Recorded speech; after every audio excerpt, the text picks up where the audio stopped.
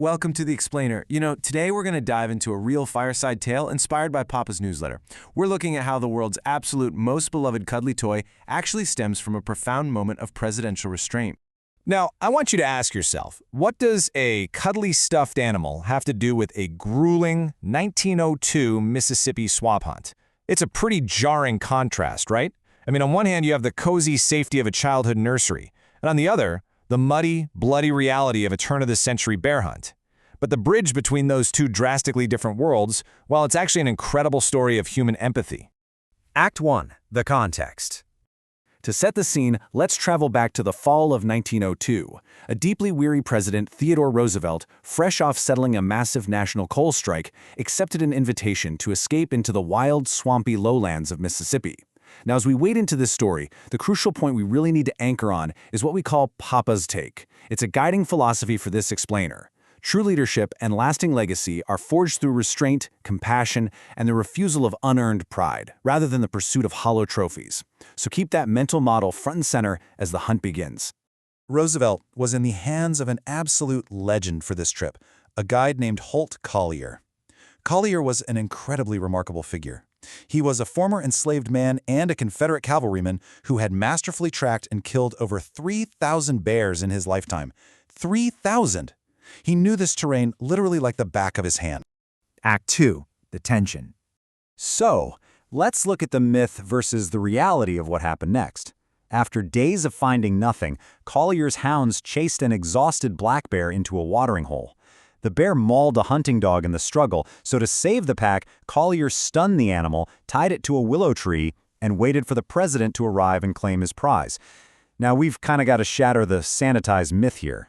The legend suggests a tiny, cute, helpless cub was just set free into the wild by a gentle president. But the reality, Roosevelt arrived to find a massive, bloodied, 225-pound adult black bear lashed to a tree. It was a chaotic, visceral scene far removed from the fairy tale version. Despite the entire hunting party yelling for the president to shoot the tied bear and take his trophy, Roosevelt exercised ultimate restraint. He took one look at the injured animal and flat-out refused the unsportsmanlike kill. He refused the unearned pride. Instead, showing a grim but necessary compassion, he ordered a mercy killing, simply stating, "Put it out of its misery." He absolutely refused to take an unearned prize for self-congratulation. Act 3. The connection. It's absolutely fascinating how this micro moment of empathy out in the swamp rippled out like wildfire to the broader American public. This metaphorical drawing of the line, which was both a strict ethical boundary of sportsmanship and a subtle political statement, was immortalized. It became a famous Washington Post cartoon called Drawing the Line in Mississippi by Clifford K. Berryman on November 16, 1902. And over time, Berryman kept drawing that bear in his cartoons, making it a little smaller, a little cuter, slowly embedding it right into the American consciousness. The domino effect here was just staggering. Check out this timeline. On November 14, 1902, we have the brutal hunt. Just 2 days later, on November 16th, Berryman's cartoon is published. And then, by February 15, 1903, the very first stuffed bear goes on sale. That drawing sparked a total cultural phenomenon in just 3 short months, totally transforming a gritty swamp hunt into a nursery staple. How did that happen? Well, in Brooklyn, Russian Jewish immigrants Morris and Rose Michtom saw that cartoon. Rose sewed a plush velvet bear. They smartly asked Roosevelt for permission to use his name and then mass-produced Teddy's Bear. Almost simultaneously, the Steiff Company over in Germany started making their own jointed bears. Together, they essentially birthed a global toy empire out of one singular act of presidential compassion. The synthesis, a conservation legacy.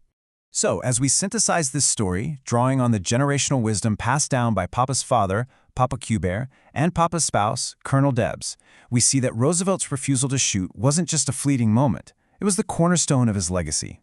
His unwavering support for conservation manifested in a rising tide of environmental action. He founded the National Wildlife Refuge System in 1903 and established over 50 national wildlife refuges. And in a truly beautiful twist of fate, these actions sparked the recovery of the Louisiana black bear, the exact species he was hunting, bringing them back from near extinction. Here are your key takeaways for today. True leadership often requires profound restraint. Teddy Roosevelt showed us that compassion will always outweigh self-congratulation and unearned pride. The very naming of the teddy bear reveals his desire for compassion for all, serving as a living monument to his unwavering lifelong leadership in driving conservation, preservation, and the celebration of our national heritage both in and out of public service. Small, ethical choices in the muddy swamps of life can truly spark massive, enduring legacies. So the next time you see a teddy bear, I want you to remember this final Papa-inspired thought. The most powerful thing you can do with a weapon is choose not to fire it. I'll leave you with this to chew on. Where in your own life can you draw the line and choose compassion over pride?